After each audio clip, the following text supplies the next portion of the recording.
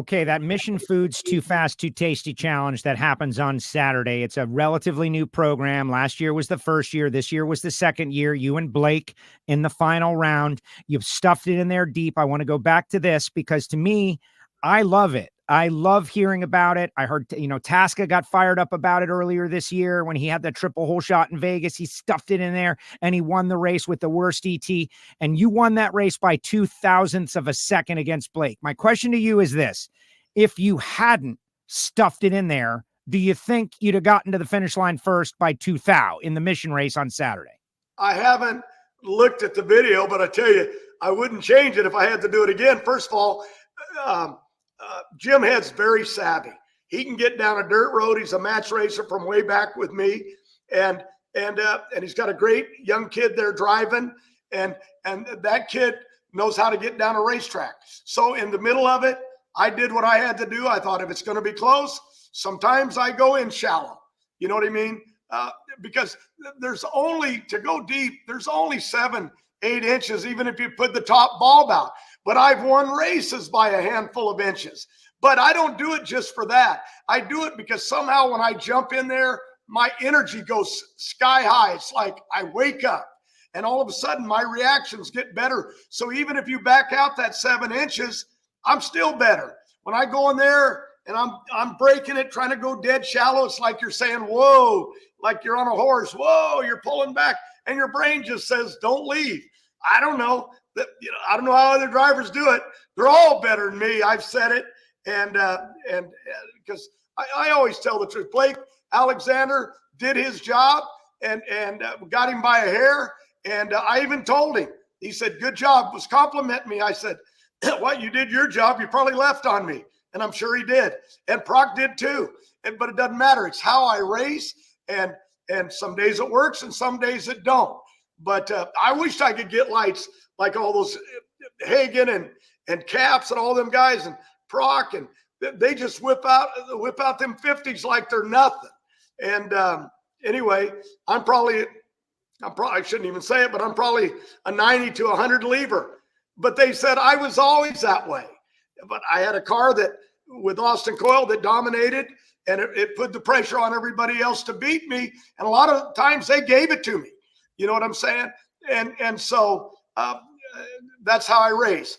But I don't know if it's right or wrong. We know what it looks like, but it ain't exactly what it looks like. But it got the job done, and that's all I'm trying to accomplish. So I looked at the ladder from Sunday, and I hope all the drivers out there are okay with me giving everybody's reaction times. But Austin ran Mike Smith in the first round. Mike had a problem. Austin was 74.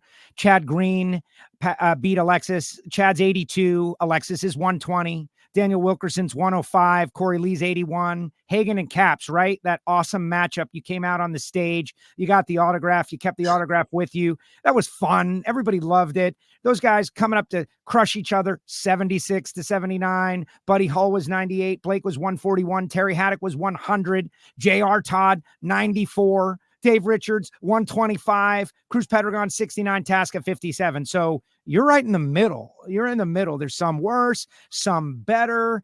It's got to be very tough to hit the light on a funny car.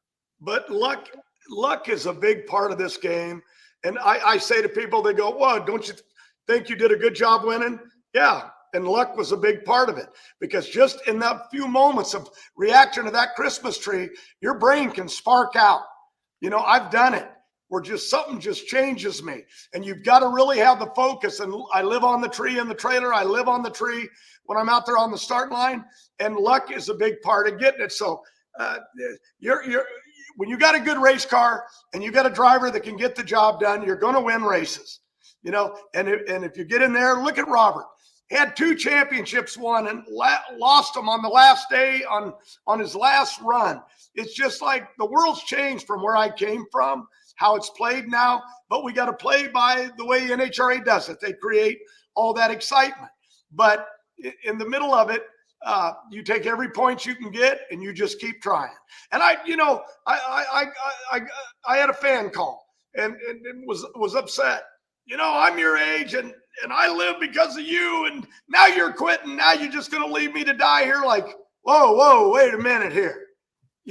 what you do is your business. God will take you when he's ready. Don't blame it on me. You know what I mean? I'm racing. I'm going to race as long as I can see, as long as my eyesight's good, as long as I have the motivation where I can deliver for these guys. And I'm getting there. I'm not where I should be. Can I win a championship? Without a doubt. All I got to be there at the right time, right place with luck. And I can get there. I don't think the way it is anymore, because Robert was dominating and still didn't get it. Luck sometimes takes it the wrong direction. But as long as I can get the job done and win races, and I can see it in the guy that does my clutch, the guy that cleans the body and the tires, that they have faith in me, you know what I mean? Well, then I'm going to stay in the seat. And I wasn't saying I was quitting. Boy, I learned something about saying the wrong thing. But I got to sooner or later. I just thought everybody can't even get my head on straight. Can't even get, see, I can't even put a hat on straight. Now I'm all screwed up. How do I look? Is it straight? You look great, John. You look beautiful, John. You're amazing. My hat's on straight. You got the flow of a winner. I want to do the job, and I want it to be fun, but work has overloaded me. Without Robert Height, I'm upside down over here. I'm lucky my guys in Indy and out here in California and gals, they run it for me. But I have to stay on it day to day. I'm a man. I was at the Indy 500. I got a peak hat on. I've got a Chevrolet hat on. Then I'm over there with a Rick Hendrick Cars.com hat. And I'm a man of many hats. But I owe to take care of all of them. And I watched my daughter Brittany. When she got beat first round, she came out of there and it was like plugging all the sponsors. Even though you're bummed out, you lost. You know what I mean? She had a good reaction time. She actually got the lead, by a hair.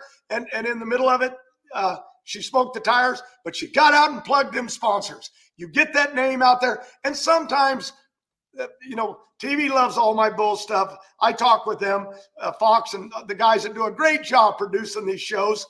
But sometimes I go way too long and they can't even use it. They didn't just cut me and throw me out. I said, they cut me. They didn't just throw me out. They love all my bull. But it's got to fit in a segment or we got to do it again. And you got to keep your energy up to give the same fire. And so I'm still learning how to do an interview. I'm learning how to drive. I'm still trying to sell sponsors like I did in the old days. But I'm getting it done.